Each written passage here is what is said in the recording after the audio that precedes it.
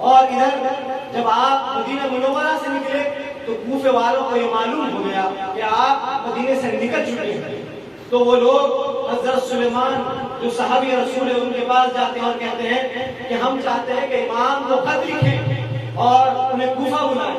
تو وہ کہتے ہیں کہ اے کوفہ والوں، تم لوگوں نے ان کے والد کو بھی بلایا اور بزدلی کا مظاہرہ کیا، ان کے بھائی کے ساتھ بھی تم لوگوں نے دھوکہ کیا، بزدلی کا مظاہرہ کیا۔ اب یہ سوچ لو کہ اگر تم انہیں بلاؤ گے تو تمہیں ہمت سے کام لینا ہوگا، ان کا ساتھ دینا ہوگا، ان کا ساتھ نہیں چھوڑنا ہوگا۔ تو انہوں نے کہا ٹھیک ہے، ہم ان کا ساتھ دیں گے، ان کے آئے ان کے دائیں لڑیں گے، ان کے بائیں لڑیں گے، ان کے سیدھے لڑیں گے، ان کے پیچھے لڑیں گے۔ برادران عزیز، انہوں نے کہا کہ اگر ٹھیک ہے، اگر ایسا ہے تم ہمت کا مظاہرہ کر سکتے ہو تو انہیں خط لکھو۔ تو پھر آپ کو خط لکھے گئے، روایات کے مطابق 150 خطوط امام علی مقام کو کوفے والوں کی طرف سے پہنچے۔ پہلے خطوط میں یہ لکھا گیا تھا، اس کے بعد برادران عزیز خطوط آنے لگے۔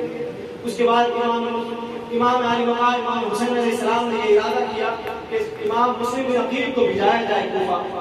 اس کے بعد جب امام مسلم بن عقیل جاتے ہیں تو وہاں کے لوگ آپ کا خیر مقدم کے ساتھ استقبال کرتے ہیں۔ اس کے بعد آپ کو جب یزید کو یہ خبر پہنچی کہ امام مسلم بن عقیل کوفہ پہنچ گئے ہیں تو انہوں نے اس نے کیا کیا کہ عبید اللہ بن زیاد کو وہاں کا گورنر بنا دیا۔ وہاں کے جو گورنر تھے نعمان بن بشیر، انہیں سسپینڈ کر عبید اللہ بن زیاد جو بڑا ظالم شخص تھا اس کو وہاں کا گورنر بنا دیا۔ جب وہ گورنر بنا تو اس نے یہ اعلان کر دیا کہ جو کوئی امام مسلم کا ساتھ دے گا اسے قتل کر دیا جائے گا اور اس کے گھر کو توڑ دیا جائے گا۔ اب جو لوگ امام مسلم کا ساتھ دے رہے تھے وہ لوگ ڈر گئے، پھر بزدلی کا مظاہرہ کیا، پھر امام مسلم کا ساتھ چھوڑ دیے اور امام مسلم کو تنہا چھوڑ دیا۔ اس کے بعد امام مسلم بن عقیل کو ابن زیاد نے اپنی فوج بھیج کر، آپ ایک گھر میں مکان پر ٹھہرے ہوئے تھے، وہاں پر اس کی فوج جاتی ہے اور آپ پر حملہ کرتی ہے۔ اس کے بعد اس میں سے ایک شخص نے آپ کو امان دیا تو آپ نے اپنی تلوار نیچے کی تو اس لوگوں نے دھوکہ دے کر آپ کو پکڑ لیا تو آپ رونے لگے۔ تو اس نے کہا کہ تم اتنے بہادر اور رو رہے ہو؟ تو آپ نے کہا کہ میں اپنے لیے نہیں رو رہا ہوں بلکہ میں نے امام علی مقام امام حسین علیہ السلام کو یہ خط لکھ کر روانہ کر دیا ہے کہ کوفے کے حالات سازگار ہیں، آپ یہاں پر تشریف لائیے۔ میں امام حسین علیہ السلام کے لیے رو رہا ہوں کہ وہ یہاں پر تشریف لائیں۔ پھر آپ کو لے جایا جاتا ہے اور کوفے کے گورنر ہاؤس پر آپ کو شہید کر دیا جاتا ہے۔ انا للہ و انا الیہ راجعون۔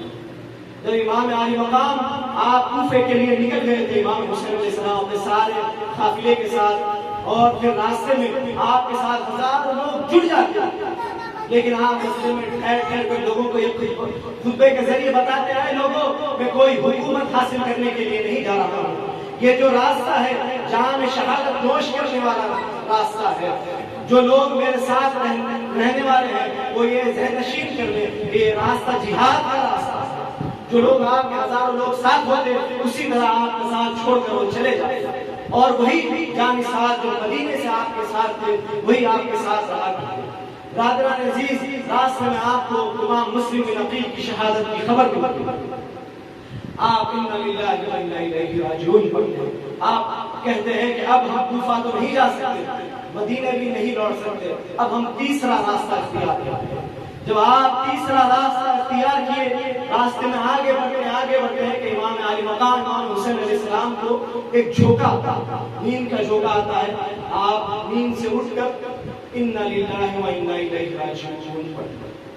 آپ کے شہزادے امام علی اکبر نے کہا بابا جان آپ نے انا للہ کیوں پڑھا، آپ نے انا للہ کیوں پڑھا؟ امام علی مقام فرماتے ہیں کہ بیٹے مجھے کعب میں ایک شخص کہہ رہا ہے کہ لوگ یہاں سے جا رہے ہیں، ان کی موت وہاں سے آ رہی ہے۔ یہ سن کر امام علی اکبر کہتے ہیں بابا جان کیا ہم حق پر نہیں ہیں؟ آپ نے کہا کہ ہم حق پر۔ تو آپ نے کہا امام علی اکبر کہتے ہیں کہ ڈرنے کی کیا بات ہے، ہم خوشی خوشی اللہ کے راہ میں اپنی جان قربان کریں۔ کچھ دور آگے بڑھتے ہی آپ کے قافلے میں تکبیر کی آواز بلند ہو گئی، اللہ اکبر اللہ اکبر اللہ اکبر اللہ اکبر۔ جب امام علی مقام نے تکبیر کی آواز سنی تو آپ نے کہا کہ تکبیر کی آواز عرب کا یہ طریقہ تھا کہ جب کبھی جھاڑ دیکھتے یا پانی دیکھتے تو تکبیر کی آواز بلند۔ آپ نے کہا کہ یہ علاقے سے خوب واقف تھے، یہاں پر کوئی جھاڑ نہیں ہے نہ کوئی پانی ہے، شاید کوئی لشکر آ رہا ہے۔ کچھ ہی دور میں حور ابن ریاحی نے اپنا لشکر لے کر آیا آپ کے پاس، اور امام علی مقام کہنے لگا کہ یزید کے پاس یہ حکم ہے کہ آپ لوگوں کو روک دیا گیا۔ پھر امام علی مقام کہتے ہیں کہ ہم کسی کے حکم کے قائل نہیں ہیں۔ تو پھر وہ لوگ، وہ سارا قافلہ جو سارا اس کا فوج آئی تھی وہ پیاسی تھی، امام علی مقام نے ان لوگوں کو پانی پلایا۔ روایات میں آتا ہے کہ خود امام علی مقام نے اپنے ہاتھوں سے ان لوگوں کو پانی پلایا۔ پھر اس کے بعد اس کو حکم ہوتا ہے کہ آپ کو روک دیا جائے، ایک مقام پر دریائے فرات کے کنارے آپ کو روک دیا جائے۔ امام علی مقام کہتے ہیں کہ بتاؤ، معلوم تو کرو یہ علاقے کا نام کیا ہے۔ تو لوگ معلوم کر کر کہتے ہیں کہ اس کو کربلا کہتے ہیں۔ تو امام علی مقام نے جب سنا تو آپ نے پڑھا صدق رسول اللہ صلی اللہ علیہ وسلم۔ رسول اللہ صلی اللہ علیہ وسلم نے سچ فرمایا تھا، ہماری منزل آ چکی ہے، اپنے خیمے یہاں پر باندھ دو۔ امام علی مقام کے کہنے پر سارے خیمے باندھ لیے جاتے ہیں۔ اس کے بعد 7 محرم کے روز آپ پانی بند کر دیا جاتا ہے۔ برادران عزیز، روایات میں آتا ہے کہ امام علی مقام ہر روز ان یزیدیوں کو خطبہ ارشاد فرمایا کرتے ہیں، اے یزیدیوں، اے لوگوں، سدھر جاؤ، اللہ کا تقوی اختیار کرو، اللہ سے ڈرو، کہ جو تم کرنے جا رہے ہو یہ بہت بڑا ظلم ہے اور اس کا انجام جہنم ہے۔ آپ کا ایک مقصد یہی تھا کہ لوگوں کو جہنم سے آزادی دلائے اور جنت میں ان کا داخلہ۔ برادران عزیز، اب 9 محرم آ گئی۔ 9 محرم کے دن بھی آپ نے ان کو خطبہ ارشاد فرمایا۔ اس کا نتیجہ یہ ہوا کہ حور ابن ریاحی جو سب سے پہلے آپ کو آ کر روکا تھا، وہ شخص آپ کی بارگاہ میں اس کے بھائیوں کے، اس کے غلاموں کے ساتھ حاضر ہوتا ہے اور عرض کرتا ہے، یا امام، میری توبہ قبول کریے، مجھے معاف کریے، میں نہیں جانتا تھا کہ یہ لوگ اتنا بڑا انجام کریں گے۔ اور حور ابن ریاحی نے سب سے پہلے شہداء میں اپنا نام لکھایا۔ برادران عزیز، شام جب 9 محرم کی شام آئی تو امام علی مقام نے لوگوں کو حکم دیا کہ چراغ کو بجھا دو، اور اپنے رفقا سے بیان کیا، خطبہ ارشاد فرمایا کہ اے لوگوں، ہر بڑا اپنے چھوٹے کا ہاتھ پکڑ لے، اور یہاں سے یہ راستہ مدینے کو جاتا ہے، ہر بڑا اپنے چھوٹے کا ہاتھ پکڑ لے اور یہاں سے چلے جائے۔ یہ جو سامنے ہزاروں کا لشکر دیکھ رہے ہو، یہ سارے یزیدی لوگ صرف اور صرف میرے لیے آئے ہیں، اگر انہیں میں مل جاؤں تو وہ تم سب کو چھوڑ دیں گے، تم سب یہاں سے چلے جاؤ۔ لیکن جب چراغ واپس جلایا گیا تو امام علی مقام کی آنکھوں نے دیکھا کہ سارے کے سارے لوگ اپنی اپنی جگہ بیٹھے ہوئے ہیں اور کہہ رہے ہیں کہ یا امام، ہماری ساری جو زندگی ہے وہ اب آپ ہی کے ساتھ گزرنے والی ہے۔ آپ کی تربیت نے ہمارے نفوس کو نفس مطمئنہ کی منزل پر پہنچا دیا ہے۔ ہماری جو ظاہری زندگی ہے یا آنے والی باقی جو زندگی ہے وہ آپ کے قدموں میں گزر ہے۔ وہ لوگ جان شہادت پینے کے لیے تیار ہو گئے۔ اب 10 محرم کی صبح ہوئی، بعد نماز فجر جنگ کا آغاز ہوا۔ تاریخ گواہ ہے کہ جب تک جانثار موجود تھے تب تک بنی ہاشم کے ایک فرد کو بھی آگے آنے نہیں دیا۔ سبحان اللہ، ایک فرد بھی آگے نہیں آیا۔ سارے کے سارے جانثار اپنی جان امام علی مقام پر قربان کرتے گئے، ایک کے بعد دیگر، ایک کے بعد دیگر، سارے کے سارے لوگ امام کے اوپر اپنی جان نثار کرتے۔ اب صرف بنی ہاشم بچ گئے۔ بنی ہاشم میں کون ہے؟ مولا علی کے شہزادے ہیں، امام حسین علیہ السلام ہیں، حضرت عباس علمبردار ہیں، امام حسین کے 3 شہزادے ہیں، حضرت علی اکبر، امام علی اصغر، امام علی اوسط، جس کو امام زین العابدین بھی کہا جاتا ہے، اور دوسری طرف امام حسن علیہ السلام کے شہزادے قاسم بن حسن بن علی رضی اللہ تعالیٰ عنہ ہیں۔ برادران عزیز، یہ شہزادوں نے ایک کے بعد دیگر اپنی جانیں امام علی مقام پر نثار کر دی، اور واقعہ امام علی اکبر اور امام قاسم بن حسن رضی اللہ تعالیٰ عنہ جب میدان میں جنگ میں جانے کی باری آئی تو دونوں یہ چاہتے تھے کہ ہم وہ پہلے امام کے اوپر اپنی جان نثار کریں۔ امام علی اکبر چاہتے ہیں کہ وہ پہلے جائیں، امام قاسم چاہتے ہیں کہ وہ پہلے جائیں۔ امام قاسم نے کہا کہ بھائی، میرے بابا جان نے مجھے وصیت کی تھی کہ ایک تعویذ آپ نے مجھے لکھ کر دی اور میرے ہاتھ پر باندھی اور کہا کہ قاسم، جب تم پر سب سے سخت ترین وقت آئے تو اس تعویذ کو کھول کر دیکھنا اور اس پر جو لکھا ہوا ہے اس پر عمل کرنا۔ جب امام قاسم نے وہ تعویذ کھولی تو اس پر لکھا تھا، اے قاسم، علی اکبر سے پہلے تم میدان جنگ میں جانا اور حسین پر اپنی جان قربان کرنا۔ سبحان اللہ۔ برادران عزیز، اس کے بعد ایک کے بعد دیگر ساری شہادتیں مکمل ہوئی۔ انا للہ و انا الیہ راجعون۔ اس کے بعد رسول اللہ صلی اللہ علیہ وسلم کے گھرانے کے ساتھ وہ یزید لوگوں نے ایسا ظلم ڈھالا کہ سارے خیمے جلا دیے گئے۔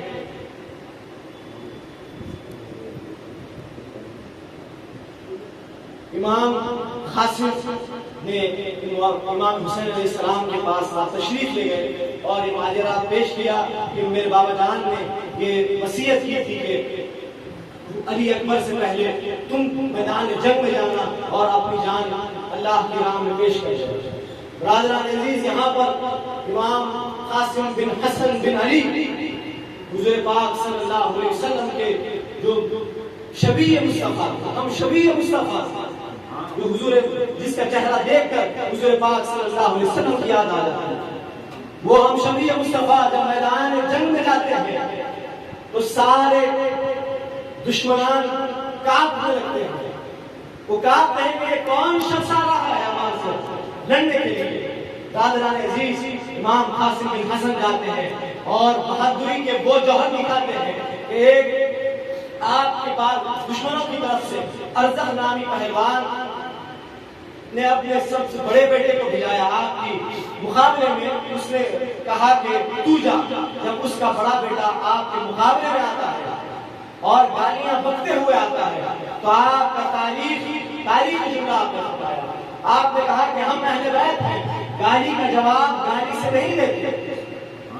آپ نے اس کو جب وہ آپ کے پاس آیا تو تلوار بازی ہوئی، آپ نے اس کی گردن کاٹ دی اور اس کی نار سخت کر دی۔ اور پھر اس کا دوسرا بیٹا آتا ہے، وہ بھی گالیاں بکتے ہوئے آتا ہے اور پھر آپ نے اس کو بھی نار سخت کرا۔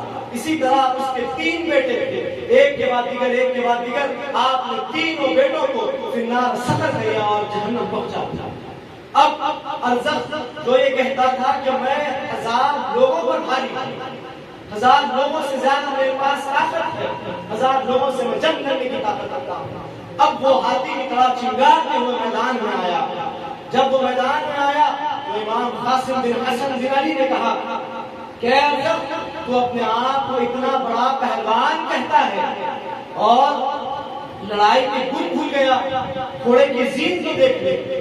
جب وہ گھوڑے کی زین باندھنے لگا تو آپ نے اس کے گردن پر ایسا وار کیا کہ اس کی گردن اس کے گھر سے الگ الحرب حضور پاک صلی اللہ علیہ وسلم کا ارشاد ہے کہ لڑائی ایک ہو گیا۔ اب اس کے بعد جب دشمنوں نے دیکھا، عمر بن سعد جو یزید لشکر کا امیر تھا، وہ یہ کہنے لگا کہ اگر تم ایک کے بعد دیگر اکیلے ان سے لڑنے جاؤ گے، یہ علی کے شہزادے ہیں، فاتح خیبر کے شہزادے ہیں، اگر تم اکیلے ان سے مقابلہ کرنے جاؤ گے تو سارے ختم ہو جاؤ گے، سب مل کر ان پر وار کرو۔ پھر سارے یزیدیوں نے آپ پر چاروں طرف سے تیر مارنے لگے، ڈھیر مارنے لگے۔ برادران عزیز، آپ کو پھر وہ وقت آ گیا کہ آپ زمین پر تشریف لائے اور آپ نے ایک آواز دی، یا اماں ادرکنی، یا چچا میری خبر گیری کیجیے، یا چچا جان میری خبر گیری کیجیے۔ امام مظلوم امام حسین علیہ السلام جاتے ہیں، امام قاسم بن حسن بن علی کو اپنے گود میں لٹاتے ہیں اور آپ کے چہرے کو صاف کرتے ہیں، پھر وہاں سے آپ ان کو شہداء کی صف میں لا کر لٹا دیتے ہیں۔ اب بچ گئے کون؟ امام علی اکبر اور امام علی اصغر اور امام حسین علیہ السلام۔ یہ صرف فاطمی بچ گئے تھے۔ اب امام علی اکبر کو دولہے کی طرح سجایا جا رہا ہے، حضور پاک صلی اللہ علیہ وسلم کا امامہ باندھا جا رہا ہے، مولا علی کی دین لگائی جا رہی ہے۔ راجران عزیز اب امام علی اکبر کو تیار کر کر جب امام علی اکبر میدان میں آئے تو دشمن پر ایسا وار کرنے لگے، ایسا وار کرنے لگے کہ دشمن پیچھے جاتے گئے، پیچھے جاتے گئے، اور پھر وہ وقت بھی آیا کہ آپ زمین پر تشریف لائے اور ایک آواز دی، یا ابا ادرکنی، یا بابا جان میری خبر گیری کیجیے، یا بابا جان میری خبر گیری کیجیے۔ امام مظلوم امام حسین علیہ السلام دوڑے دوڑے اپنے شہزادے کے پاس جاتے ہیں اور آپ کے چہرے پر سے مٹی صاف کرتے اور اپنے گود میں لٹاتے ہیں۔ تو پھر جب امام علی اکبر نے آنکھیں کھولی تو امام حسین علیہ السلام کا چہرہ دیکھا، اس کے بعد مسکرا کر آپ بازو دیکھتے ہیں اور کہتے ہیں، بابا جان یہ بازو آپ کے لوگ ٹھہرے ہوئے ہیں، یہ کون ہے؟ امام حسین علیہ السلام کہتے ہیں کہ بیٹے نظر آ رہے ہیں، یہی ہمارے نانا رسول پاک صلی اللہ علیہ وسلم۔ امام علی اکبر کہتے ہیں، بابا جان مجھے پیاس لگی ہے۔ آپ فرماتے ہیں کہ اب تو جان حوض کوثر سے ہی پانی پی۔ اس کے بعد آپ کو امام علی اکبر کو امام حسین علیہ السلام شہداء کی صف میں جا کر لٹا دیتے ہیں۔ اب برادران عزیز بچ گئے کون؟ امام علی اصغر اور امام علی اوسط، امام زین العابدین۔ اب امام زین العابدین کھڑے ہو گئے، جو بیمار تھے آپ کھڑے ہو گئے اور کہنے لگے، بابا جان مجھے اجازت دیجیے۔ آپ نے کہا کہ نہیں بیٹا تم رک جاؤ، بیماروں پر جنگ واجب نہیں ہے۔ آپ نے کہا کہ اللہ نے چاہا تو تم ہی میری کشتی کے ناخدا ہو گئے۔ برادران عزیز امام علی مقام امام علی اصغر کو جو پیاس کی وجہ سے رو رہے تھے آپ کو اپنے گود میں لیا۔ بی بی زینب یہ کہتی تھی کہ بھائی بیٹے کو لے جاؤ، شاید رسول پاک صلی اللہ علیہ وسلم نے جو تمہیں زبان چسائی تھی تم بھی انہیں زبان چساؤ، شاید اس کی پیاس بجھ جائے۔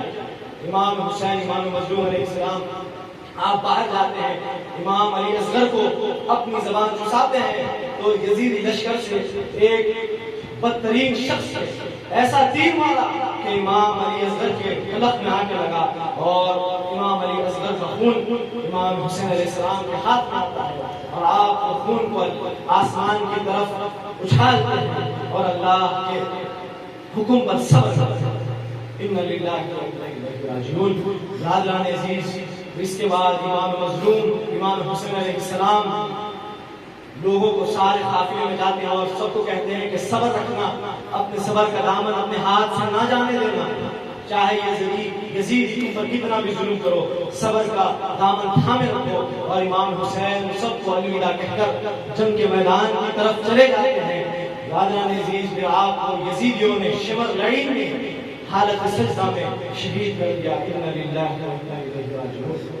اس کے بعد آپ کو آپ کے سارے قافلے میں سارے خیموں کو آگ لگا دی جاتی ہے، سارے خواتین کے چادر کھینچ لیے جاتے ہیں، کانوں سے بالیاں کو کھینچ لیا جاتا ہے اور ساری شہزادیوں کو رسول پاک صلی اللہ علیہ وسلم کی شہزادیاں ہیں، ان کو دمشق کے بازار میں کبھی کوفہ کے بازار میں پھرایا جا رہا ہے۔ جب یہ لوگ یزید کے دربار میں پہنچے، سارے شہداء کے سروں کو نیزے میں لے کر اور ساری خواتین کے چادر کھینچے ہوئے، جب یہ یزید نے یہ منظر دیکھا، وہ ایک کنویں کے کنارے بیٹھا ہوا تھا اور وہ دیکھتا، جب یہ منظر اس نے دیکھا تو کہنے لگا کہ اب رسول کا بدلہ میں نے لے لیا۔ برادران عزیز اس کو قاضی ابو یعلا اور حافظ حجر ابن اسقلانی اپنی کتاب میں نقل کرتے ہیں اس نے شعر پڑھنے لگا، عربی میں یہ شعر کہنے لگا کہ اب میں نے رسول کا بدلہ لے لیا، یعنی جنگ بدر میں، جنگ احد میں اس کے جو رشتہ دار، اس کے نانا جو شہید کیے گئے تھے، جو قتل کیے گئے تھے مولا علی کی تلوار سے، رسول پاک صلی اللہ علیہ وسلم کی طرف سے مولا علی نے جا کر ان کو قتل کیا تھا، وہ کہہ رہا ہے کہ میں نے رسول کا بدلہ لے لیا۔ برادران عزیز، یہ جملے پر آپ لوگ کہتے ہیں کہ یہ جملہ کہنے پر وہ کافر ہوگا۔ رسول پاک صلی اللہ علیہ وسلم نے ارشاد فرمایا کہ یحییٰ علیہ السلام کی جو شہادت ہوئی ہے اس پر اللہ تبارک و تعالیٰ نے 70,000 لوگوں سے اس کا بدلہ لیا، 70,000 لوگوں کا قتل کیا، لیکن جب امام حسین علیہ السلام کی باری آئی، آپ کی شہادت پر اللہ 70,000 اور 70,000 سے بدلہ لے گا، یعنی 1,40,000 لوگوں کو اللہ قتل کرے گا، امام حسین علیہ السلام کی شہادت کا بدلہ لے گا۔ اور اس کے لیے اللہ تبارک و تعالیٰ نے مختار ثقفی کو منتخب کیا۔ وہ شخص یہ کہتا تھا کہ یا اللہ مجھے اس وقت تک زندہ رکھنا جب تک کہ میں سارے قاتلین حسین کو اپنے ہاتھوں سے قتل نہ کروں۔ اللہ نے اس کی دعا قبول کی، اور مختار ثقفی وہ ایسے شخص ہیں جس نے ایک ایک چن کر قاتلین حسین کو ایک ایک چن کر اس نے قتل کیا۔ ابن زیاد سے جب اس کی مقابلہ ہوئی تو جنگ کا عالم یہ تھا کہ اس نے ایسا حملہ کیا کہ دشمن کاپ کر آدھے دشمن کو پانی میں ڈوب کر مرے اور آدھے دشمنوں کو اس نے قتل کر دیا، اور جو لوگ بچ کر بھاگ گئے تھے اللہ تبارک و تعالیٰ کی جانب سے ان پر ایسا عذاب آیا کہ وہ جہنم نصیب ہوئی۔ برادران عزیز، یہ سارا واقعہ ہم سنتے ہیں، یہ امام عالی مقام نے ایک ایسا احتجاج بلند کیا ہے، ایک ایسی عظیم قربانی پیش کی ہے کہ جس پر سارا جو اسلام کا نظام تھا، جو قدم یزید نے اس کو الٹ کر رکھا تھا، اس کو امام عالی مقام نے زندہ کیا۔ اسی لیے کہا جاتا ہے کہ قتل حسین اصل میں مرگ یزید ہے، اسلام زندہ ہوتا ہے ہر کربلا کے بعد۔ لبیک یا حسین، لبیک یا حسین، اسلام زندہ ہوتا ہے ہر کربلا کے بعد۔